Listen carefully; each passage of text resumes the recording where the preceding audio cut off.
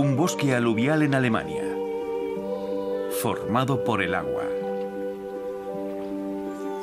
Un misterioso microcosmos lleno de singulares criaturas.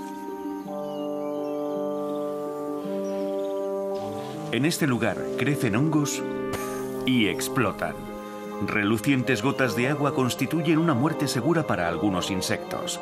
Aquí viven estrafalarios punkis y joyas voladoras atrapan peces. Un paraíso para glotonas, orugas y escarabajos excéntricos. Un lugar mágico y maravilloso también bajo el agua.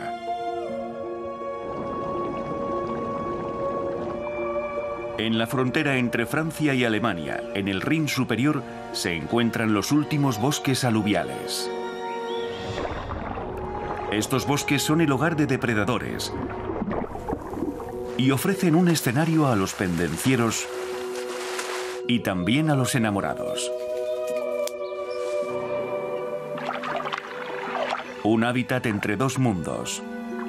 Una jungla desconocida delante de nuestra propia puerta. La isla de Rhinoy, en la jungla del viejo Rin.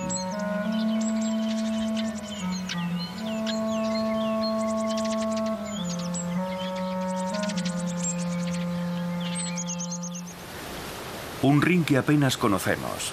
Justo después de Basilea, a lo largo de los rápidos de Istein, el Rin alcanza ya los 177 kilómetros de longitud, pero es tan poco profundo como un torrente de montaña. La poderosa corriente impide que el río forme hielo en el invierno. Este mirlo acuático puede alimentarse durante el invierno de insectos en el agua. No lejos de allí, los viejos brazos del Rin están helados. Este lucio no tiene ningún problema en vivir bajo el hielo.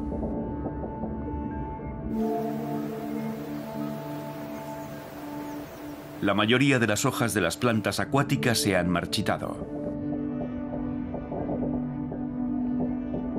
Pero una gran cantidad de oxígeno fluye a través de los tallos de los juncos y los gladios y penetra en el agua. A veces las zonas que rodean el juncal no se congelan, y es ahí donde caza el abetoro. Este animal necesita más energía durante los meses de invierno para mantener su temperatura corporal a cierto nivel. Ahora es más difícil encontrar alimento. Las ranas están en letargo, y hay muy pocos insectos o nidos que puedan ser saqueados.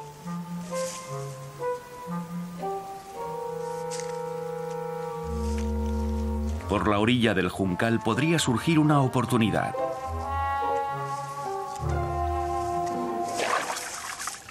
El abetoro sorprende a un róbalo que no estaba prestando atención.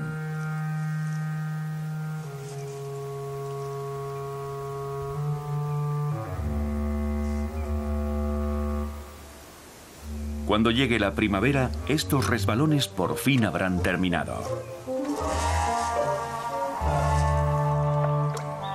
Al derretirse, el hielo ofrece un gran entretenimiento a los cuervos curiosos.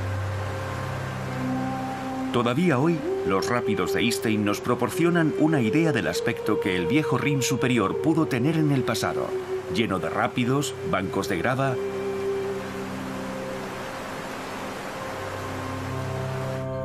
e islas. En el siglo XVIII el río seguía cambiando constantemente su curso en esta zona. A lo largo de 3 kilómetros, serpenteaba por la llanura que se extiende entre Basilea y Karlsruhe. En aquel entonces los bosques aluviales a lo largo de las orillas del río estaban continuamente inundados. Las infestaciones de mosquitos y la malaria eran habituales. Durante el siglo XIX, el ingeniero Johann Gottfried Tula comenzó a enderezar el curso del Rin para facilitar la navegación de los buques por sus aguas. Muchos brazos laterales del río, y especialmente el bosque aluvial, desaparecieron como consecuencia de ello.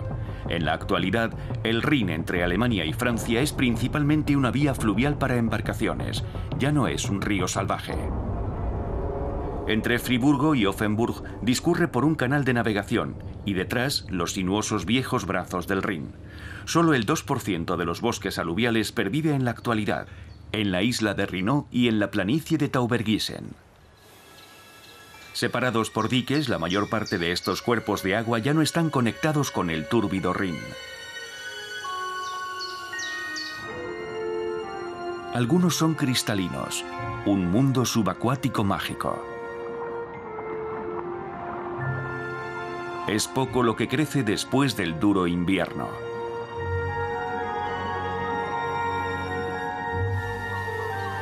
Algunos bosques aluviales se inundan regularmente en esta época del año.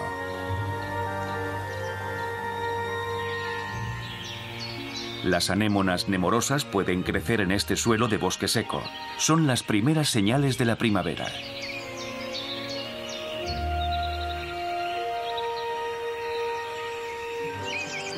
Lentamente los bosques aluviales comienzan a reverdecer. Hay un sonido constante de tamborileo procedente de los árboles. Los picos picapinos tienen la fiebre primaveral. Mientras otros pájaros cantan hermosas canciones, los picos picapinos martillean. Las llanuras aluviales del Rin son un hábitat de anfibios, pero a los jabalíes adultos no les importan las inundaciones. Son unos excelentes nadadores y pueden nadar a lo largo de grandes distancias. Mientras, los picapinos en las zonas más altas y secas del bosque aluvial continúan martilleando los árboles para hacer valer sus reivindicaciones. Demasiada agua puede ser mortal para los lechones. Por ello, la jabalina cava su nido más arriba en el bosque donde está seco. Al cabo de entre 1 y 3 semanas, los lechones son lo bastante fuertes para seguir a los adultos a través de la parte húmeda del bosque aluvial.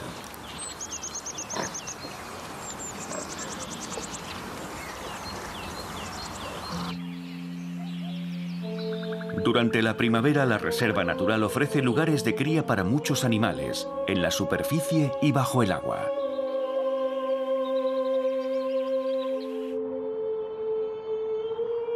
Hojas, un residuo del último otoño. Muchas de las plantas acuáticas en las todavía gélidas aguas del viejo Rin no han empezado a crecer aún, pero ello no ha impedido que otros se reproduzcan. Cientos de miles de huevos gelatinosos cubren la superficie del agua.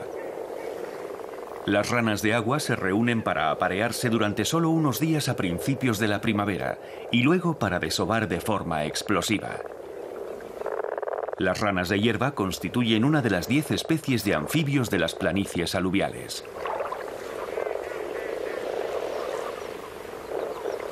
Esta cantidad de ranas atrae también a depredadores.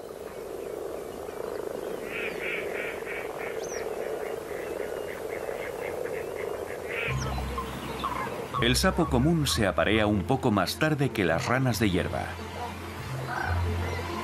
Las hembras desovan solo cada 2 o 3 años.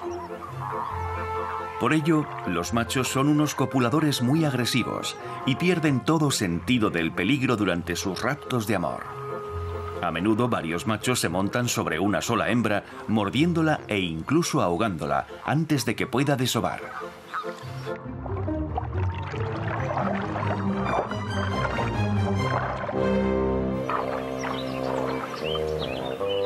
Y a veces, una pequeña garza real pone rápidamente punto final a su revolcón amoroso.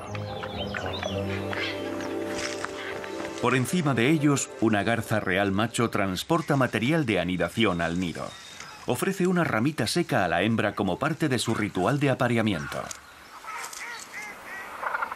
Todo el mundo expresa a su manera la fiebre primaveral. Los cormoranes gorgotean y echan la cabeza hacia atrás para producir sonidos más profundos.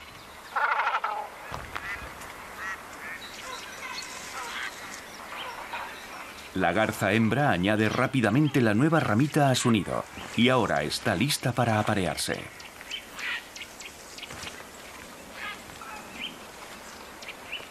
Un auténtico acto de equilibrio. El macho tiene que agarrarse al cuello de la hembra con su pico.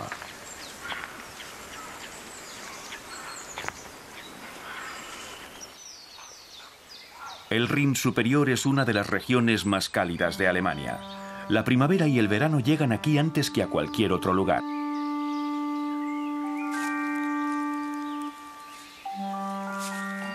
Las plantas inician su floración más temprano.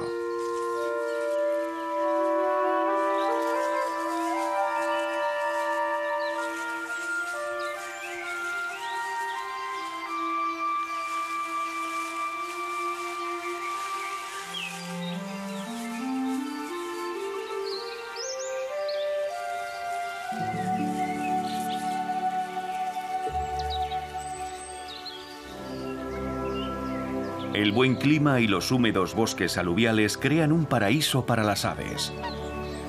Algunas, como el cisne blanco, permanecen aquí todo el año. Otras solo vienen para pasar ciertos periodos de tiempo. Más de 200 especies diferentes de aves viven en la reserva natural en algún momento del año, como el zarapito real con su pico curvo. Y también las gorgueras de menor tamaño o la agachadiza común. Los humedales y las planicies y bosques aluviales de la isla de Rhinau están protegidos. Muchas de las aves que habitan aquí necesitan el agua para sobrevivir. Las agachadizas husmean en busca de gusanos y caracoles a lo largo de la orilla.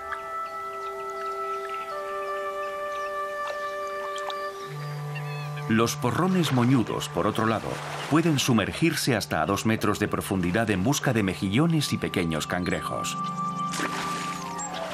En los brazos del viejo Rin, martines pescadores se zambullen en el agua para atrapar peces, en ocasiones incluso 2 de una sola vez.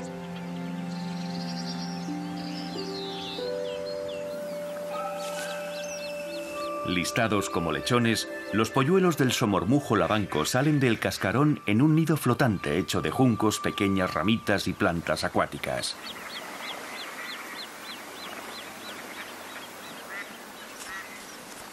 Pueden nadar y bucear desde el mismo día en que salen del cascarón.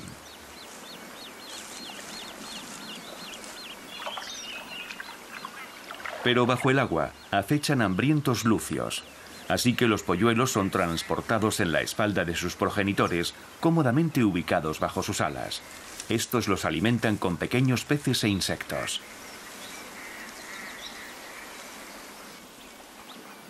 Nuevos habitantes procedentes de África han comenzado también a criar a sus pequeños aquí. Antiguamente los gansos del Nilo fueron adoptados como mascotas por sus hermosos colores, pero escaparon y están empezando a crear un hogar en Europa Central. Esta jungla de Baden-Württemberg, con sus densos sistemas fluviales, es una de las regiones con mayor biodiversidad de Europa. Algunos brazos del viejo Rin son totalmente diferentes de otros, ya que no todos siguen conectados al grande y túrbido río. Debe haber otros afluentes, porque algunos brazos tienen aguas cristalinas. Sus aguas provienen de manantiales. Fría y clara agua subterránea emerge burbujeante de estos manantiales conocidos como Gießen. El agua ha llegado aquí bien procedente del Bosque Negro o es agua del Rin que se ha filtrado a través de las finas capas de grava. Sube desde el suelo y llena los brazos del viejo Rin, que fueron desconectados de la corriente principal. El Gießen está cubierto por plantas acuáticas y ahora cazan aquí grandes depredadores. Un lucio de 1,5 metros de longitud se oculta cerca de la orilla. Sale repentinamente de su escondite para atrapar a su presa. La ha cazado, pero el lucio ha mordido al róbalo en el lugar equivocado. Las escamas del róbalo rasparán la garganta del lucio, que se abrirá si lo traga de esa forma. El lucio tiene que soltar al róbalo. El pez herido desaparece en la oscuridad, donde un siluro se aprovecha de esta fácil presa.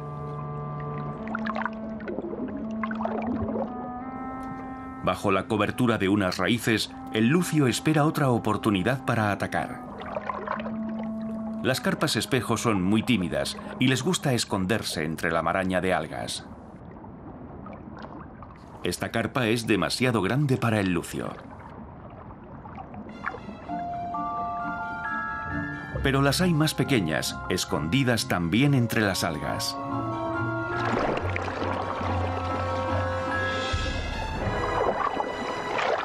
Y esta vez atrapa a su presa correctamente.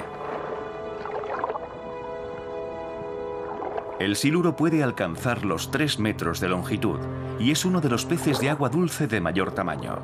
Es típicamente activo de noche. Por ello es mejor retirarse a la oscuridad, donde el pez se orienta tentando el camino con las barbillas que están repletas de corpúsculos táctiles.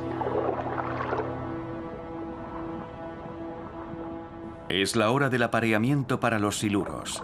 Para los machos de menor tamaño puede ser muy peligroso acercarse a una hembra. Algunas hembras tienen a menudo antojos caníbales, aunque por fortuna durante la temporada de apareamiento inhiben la mordida de forma natural. Varios machos compiten por una hembra e intentan apartarse unos a otros.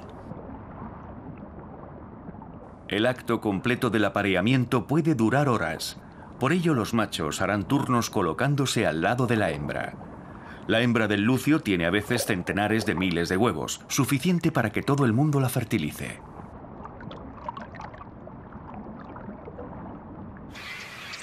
Solo unos pocos crecerán hasta convertirse en lucios adultos. Entre otras razones, debido a los cormoranes. Después de un periodo de incubación de 30 días, los polluelos de los cormoranes han salido del cascarón y son atendidos por ambos progenitores, que les proporcionan peces regurgitados. De manera que los adultos están constantemente a la caza de alimento. Su plumaje es permeable al agua y el aire escapa tan pronto como se sumergen en el agua. Por eso las aves tienen poca flotabilidad. Lo mejor es atrapar otro pececillo con el pico ganchudo. Con la cabeza inclinada hacia adelante, el pájaro engulle a su presa y regresa volando al nido con los polluelos que esperan hambrientos.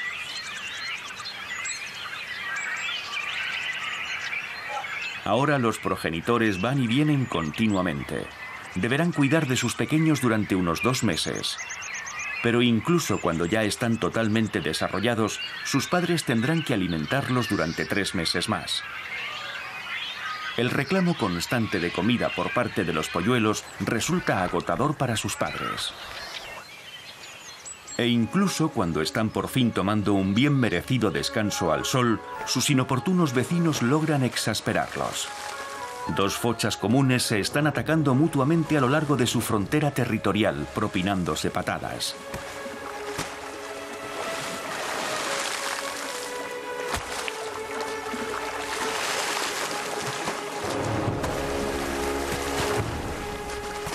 Una de las fochas se ha acercado demasiado al nido de la otra.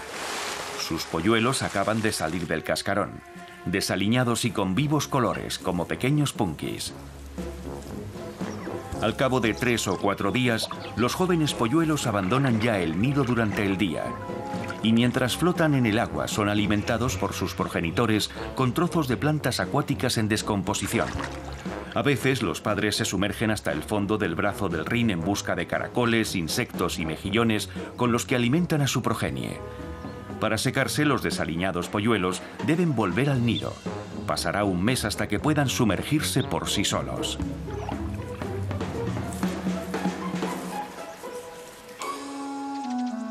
El bosque aluvial está ahora repleto de crías. Una zorra ha construido un nido en las regiones superiores del bosque, donde el suelo está siempre seco. Alumbrará a unas 6 crías.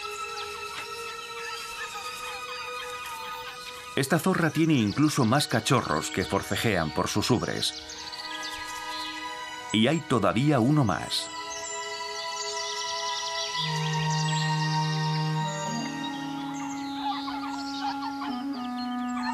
Cuando abandonan el nido por primera vez después de un mes, los pequeños zorros constituyen una presa demasiado grande para el cárabo común, pero se asustan con enorme facilidad.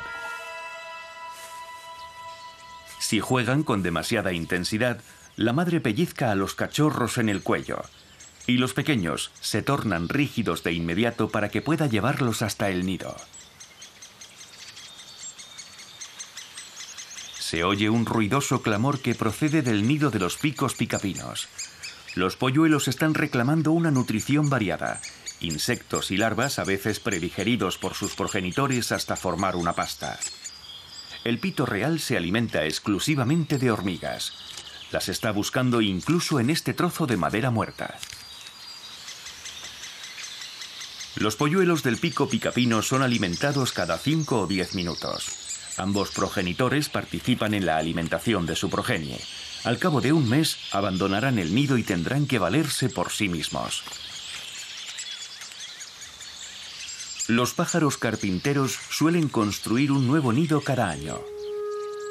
Otros no pueden construir su propio nido. Tienen que encontrar uno que ya no esté siendo utilizado, como este cárabo común. Los polluelos del cárabo han salido del cascarón después de 4 semanas y ambos progenitores deben suministrarles alimento constantemente, especialmente ratones. Los brazos del viejo rin están ahora repletos de follaje. Incluso bajo el agua crecen nuevos retoños por doquier.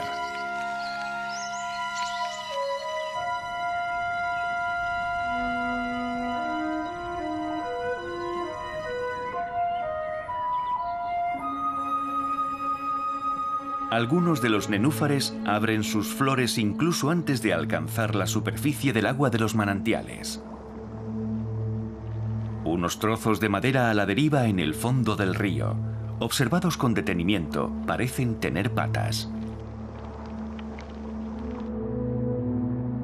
Para protegerse contra los Leucaspius, las friganias construyen una estructura en forma de cubo.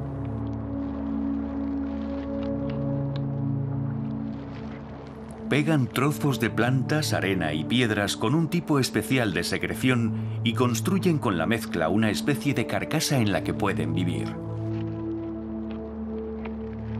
Las dos están peleando por buenos materiales de construcción.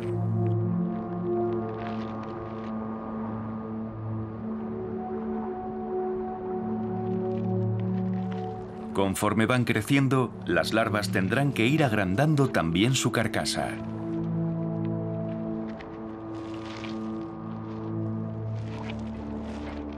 Las friganias necesitan un agua extremadamente limpia.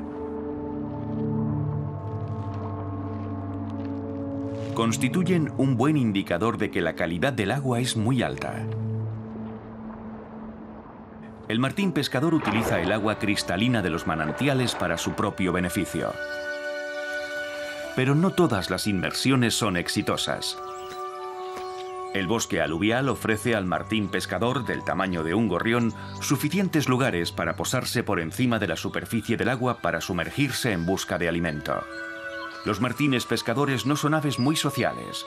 Durante la temporada de apareamiento, al principio la hembra ahuyenta al macho con su pico inferior de color anaranjado.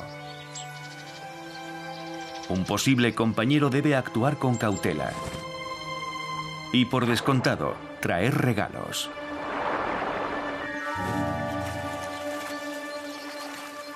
Una vez le ha ofrecido un pez, ha demostrado ser un ávido cazador, algo que será importante cuando ambos cuiden de su progenie.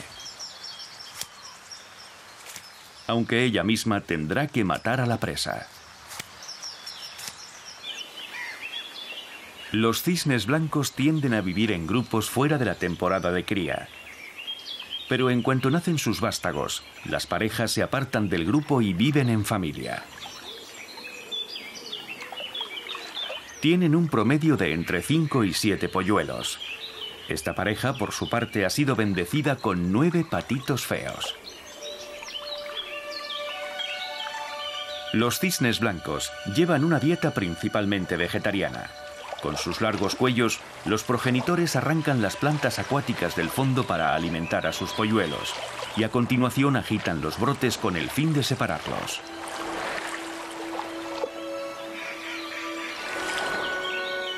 Los antiguos brazos del rin, ricos en vegetación, son el hábitat idóneo para los polluelos. A última hora de la tarde, la familia de cisnes regresa a su gran nido para pasar allí la noche. Las parejas lo utilizarán durante muchos años y anualmente lo retapizarán con plumas formando un lecho suave y confortable. Pasarán 2 años antes de que los polluelos puedan extender sus alas hasta alcanzar la envergadura de sus padres.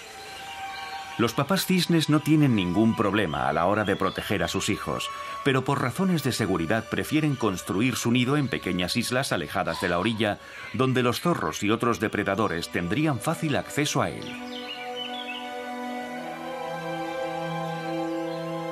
Cae la tarde.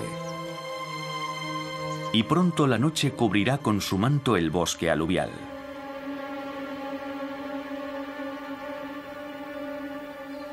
Es el momento del día elegido por los cárabos comunes para salir. Y por los tejones. Estos grandes mustélidos salen de su madriguera durante la noche. Viven en grandes recintos familiares subterráneos y no son ni solitarios ni huraños.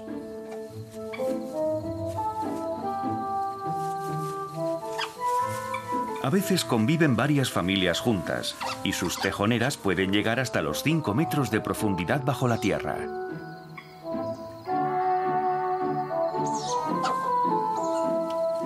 También algunas de las crías nacidas el año anterior viven aún en estas guaridas. Los polluelos del cárabo común, por su parte, abandonan el nido por primera vez a las 4 semanas y permanecen posados en las ramas cercanas.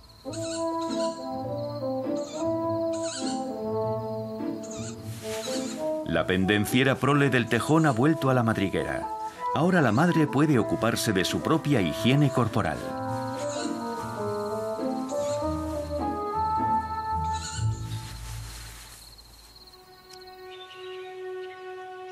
Despunta el alba. Después de una noche fría, el bosque aluvial del Rin parece un lugar casi encantado.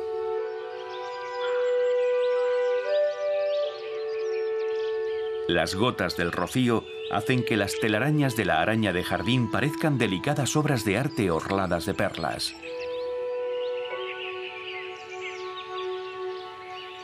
Las libélulas están anquilosadas por el frío de la noche. No son capaces de moverse todavía. Su temperatura corporal irá aumentando paulatinamente.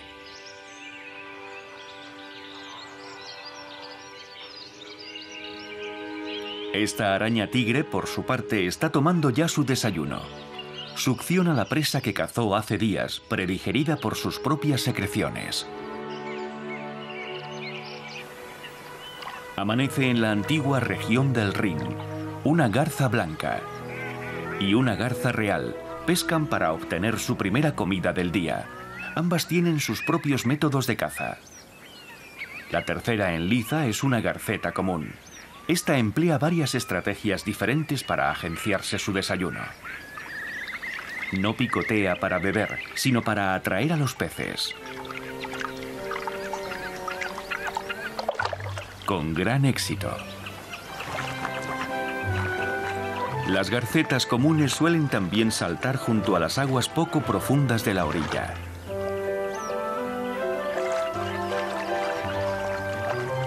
Así espantan a los peces del fondo.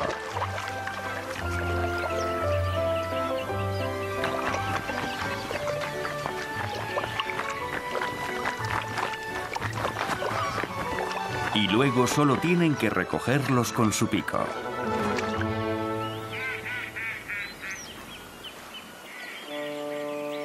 Las dos especies más grandes son un poco más relajadas en sus técnicas de caza. La garza blanca camina a zancadas por el agua hasta que encuentra un cangrejo y lo atrapa con un certero picotazo.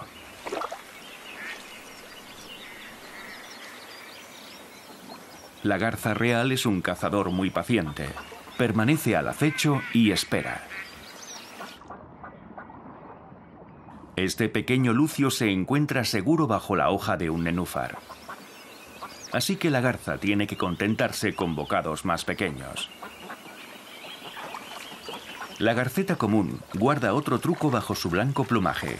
Agita las patas para levantar sus presas.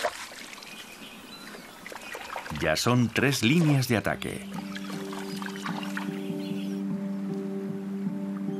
El ranúnculo flotante crece en muchos de los antiguos brazos del Rin y en los manantiales Gießen. Con gran abundancia, también constituye el vivero de algunos insectos, que parecen salidos directamente de una película de ciencia ficción con sus enormes ojos y su aspecto extraterrestre. Este ecosistema alberga más de 40 tipos diferentes de libélulas, lo que representa más de la mitad de todas las especies de libélulas que viven en Europa Central. Las libélulas son extraordinarias voladoras, ya que sus alas se pueden mover de manera independiente.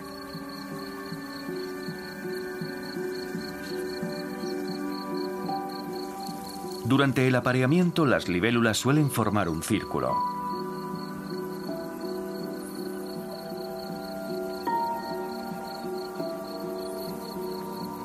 La hembra dobla la base de su abdomen hasta colocarlo frente a la glándula seminal del macho. Ella permanece inmóvil en su lugar, sujeta por la cabeza por las pinzas del macho, en una postura sumamente complicada. Pero aún más complicado es el tándem que forman para desovar los caballitos del diablo azules, la especie más común en esta región.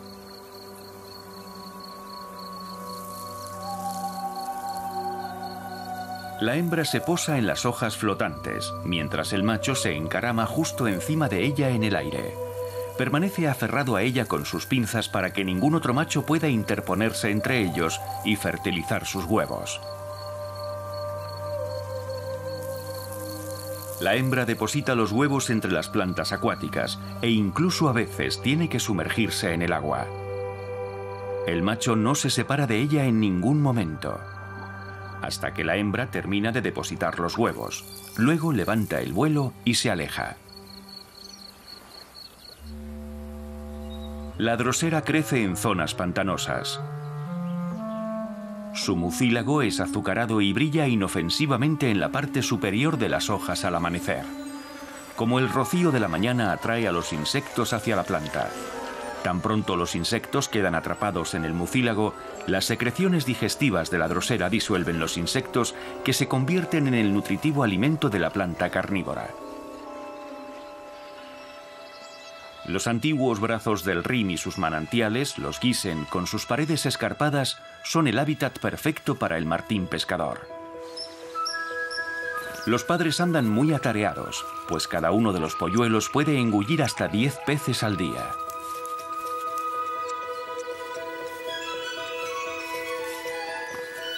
Las zambullidas son incesantes, como un mecanismo de relojería.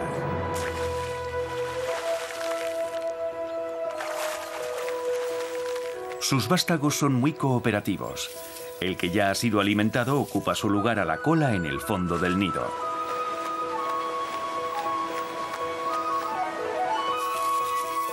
De esta forma, cada polluelo ingerirá la misma cantidad y crecerán de manera uniforme.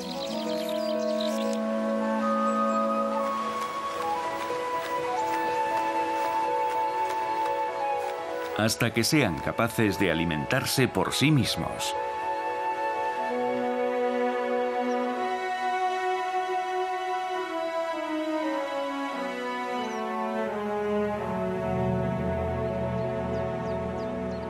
En algunas zonas, el bosque aluvial llega casi hasta el canal por el que discurre el río. A lo largo de sus riberas, los polluelos de cárabo común realizan pequeños vuelos desde las ramas hasta el suelo. Ahora este joven cárabo tiene que volver a trepar con rapidez al árbol, ya que ha sido divisado. Por fortuna, sus afiladas garras y su pico puntiagudo lo convierten en un ágil escalador. El pequeño habría sido una presa fácil, pero la zorra está ocupada con sus cachorros.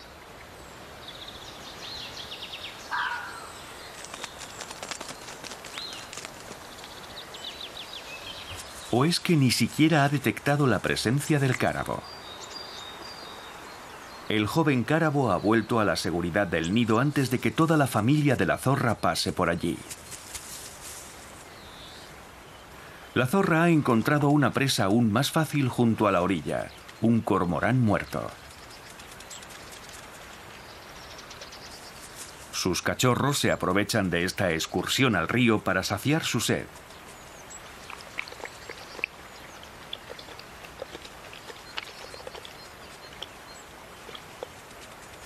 hasta que su madre los alimente.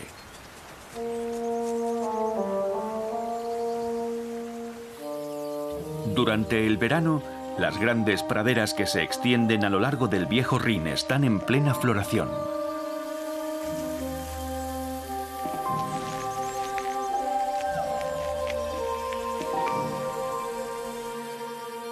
Las orquídeas se dan especialmente bien en la Reserva Natural de Taubergießen. Casi un tercio de todas las especies de orquídeas de Alemania crecen aquí, algunas de ellas con nombres muy exóticos, como la orquídea araña, la orquídea mosca, la eleborina de los pantanos o la orquídea del lagarto. Todas ellas se desarrollan bien en esta tierra seca y arenosa por la que antes discurría el Rin.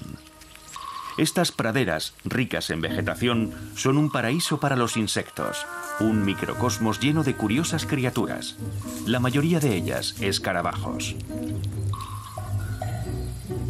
Más de 1 millar de especies diferentes se han descubierto aquí. Algunas de ellas bastante singulares. Un gorgojo del pino roe sistemáticamente las hojas.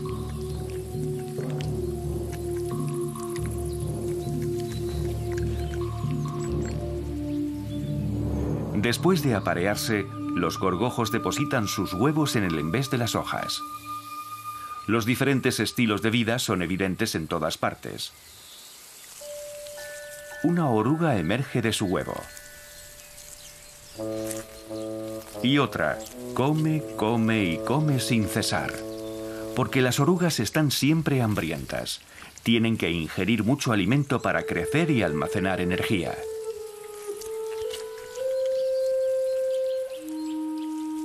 Hasta que sufren la metamorfosis y la máquina de comer rechoncha y regordeta se transforma en un hermoso insecto alado.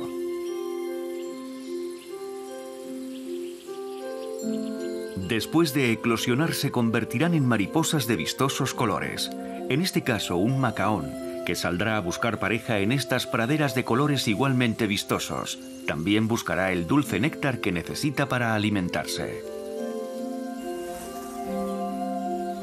Más de 400 especies diferentes de mariposas viven en esta reserva natural, algunas de llamativos colores, otras de aspecto más bien desaliñado, o simplemente parecidas a un colibrí. El abejaruco tiene un aspecto igualmente exótico. Es una de las aves más vistosas de Europa. Este pájaro se había extinguido en Alemania, pero por fortuna en la década de 1990 varios abejarucos regresaron para reproducirse a las áreas que circundan las praderas del Rin, atraídos por un clima más cálido, las escarpadas paredes de loes y sin duda la abundancia de insectos con los que alimentarse.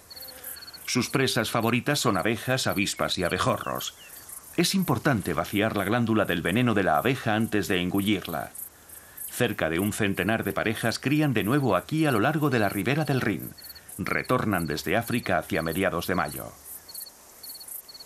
No abandonarán sus cuarteles de invierno hasta que haya suficientes insectos para alimentarse. De vuelta en el Rin, las potenciales parejas de cría tienen que entablar amistad primero. Una hermosa mariposa constituye un bonito regalo de boda, o incluso un rechoncho abejorro.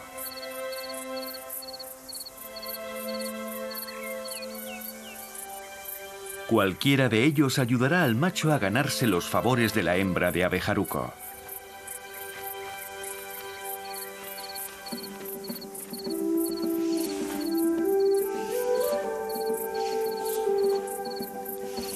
Después del apareamiento, ambos se dedican a acondicionar el nido en las paredes de loes. Por desgracia, este tipo de empinadas escarpaduras está desapareciendo poco a poco.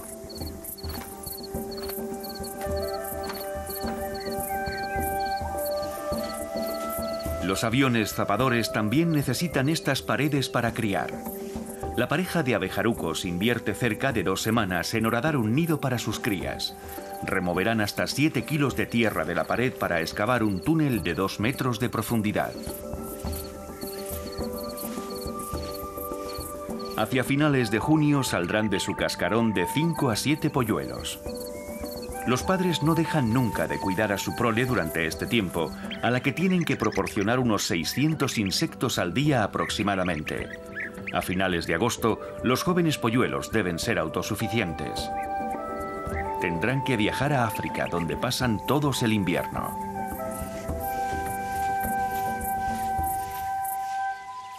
Aún es verano en el Rin superior.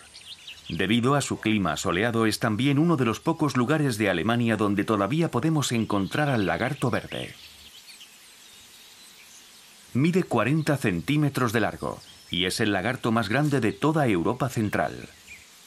Las zonas azul verdosas alrededor de la cabeza indican que este macho está buscando pareja. Cuando una hembra está lista para aparearse, levanta la cabeza y golpea el suelo con sus patas delanteras. Ahora está pisoteando.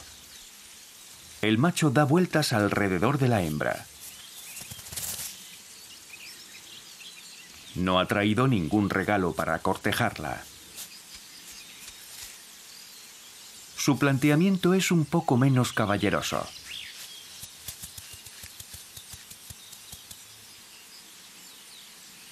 Muerde a la hembra en la cola. Y entonces comienzan su parada nupcial. La hembra arrastra al macho durante un tiempo.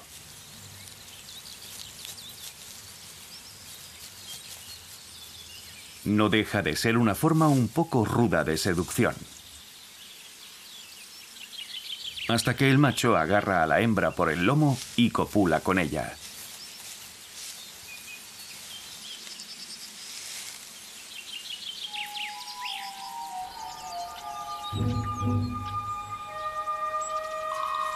El acto de apareamiento de la mantis religiosa es por su parte bastante peligroso.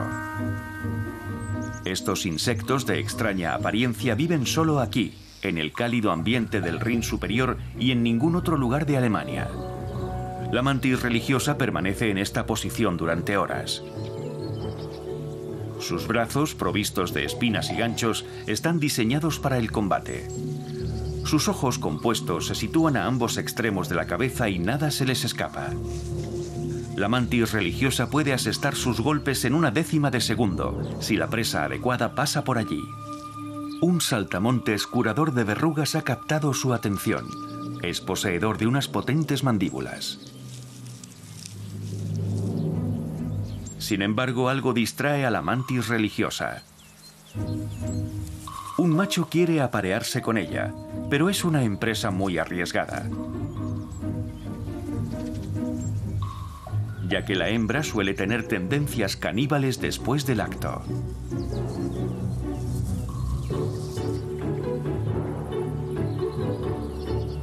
Mientras realizan la cópula, la hembra ataca,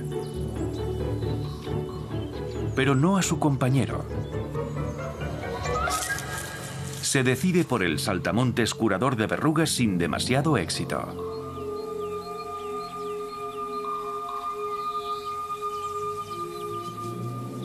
Ya es hora de que el macho ponga fin a esta amistad peligrosa. Pero entonces se produce un contraataque. Ahora es el saltamontes curador de verrugas el que ataca. Este no es solo conocido por su picadura, sino también por alimentarse de otros insectos. Es el fin de la mantis religiosa.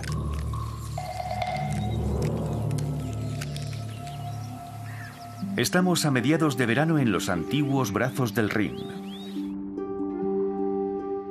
Bajo la superficie ha crecido una jungla de algas y plantas acuáticas.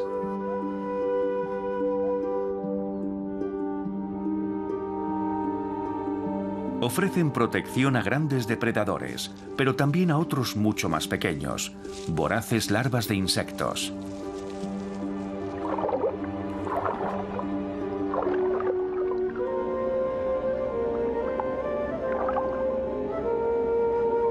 Acechan en el fondo del Gießen. Algunas son ya fácilmente reconocibles por sus ojos. Las larvas de la libélula cuentan también con mandíbulas en esta etapa de su desarrollo.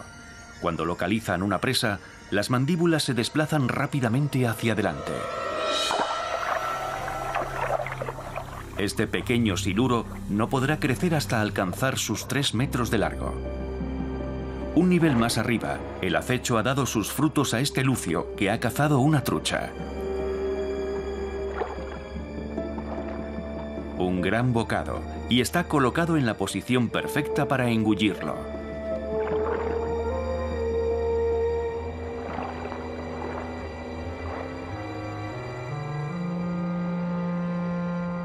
Dependiendo de la especie, algunas larvas de libélula pueden vivir hasta 5 años en el agua, donde se alimentan de pequeños animales e incluso a veces de presas más grandes a medida que van creciendo.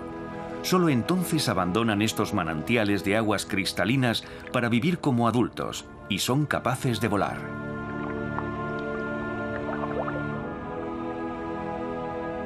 La reserva natural es un mundo anfibio.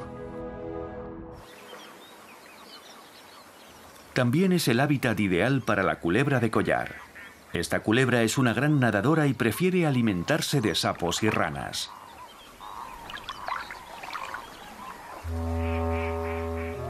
La serpiente localiza a sus presas por el movimiento o capta su olor mediante su lengua bífida. Por lo general captura a las ranas más grandes atrapándolas primero por sus extremidades. La rana leopardo trata de escapar desesperadamente. Y cuando la culebra se dispone a engullirla, se produce el milagro. La rana se escapa y deja atrás a la serpiente bastante desconcertada, lo que hace que se distraiga.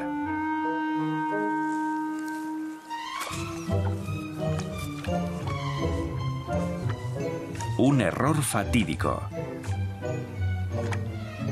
Por regla general, el abetorillo común solo se alimenta de peces, insectos o ranas.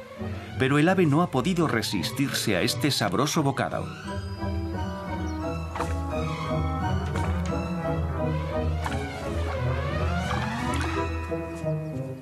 Y gana el pulso a la culebra.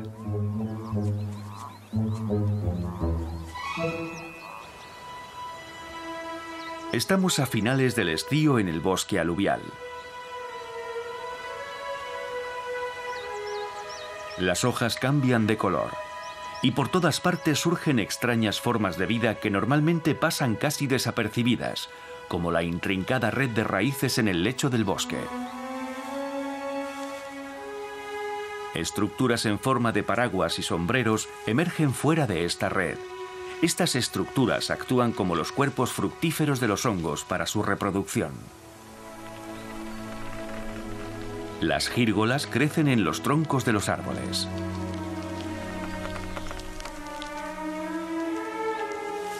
Las setas Stinghorn expulsan sus extraños cuerpos al suelo del bosque. Una vez que maduran, estos hongos en forma de taza liberan sus esporas en ráfagas. Los pedos de lobo explotan literalmente. Y entonces también llega el otoño bajo las aguas.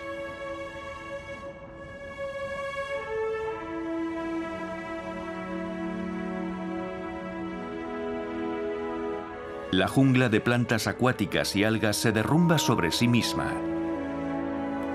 Bancos de niebla flotan a través del Gießen. Todo se debe a las bacterias de azufre. Descomponen las plantas en putrefacción y flotan como plumas bajo el agua.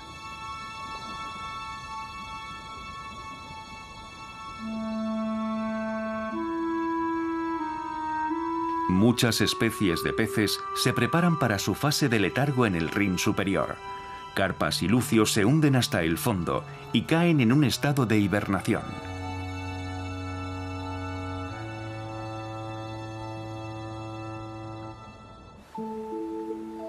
El año llega a su fin en el bosque aluvial. Este paisaje único, que antaño cubría toda la región del Rin superior.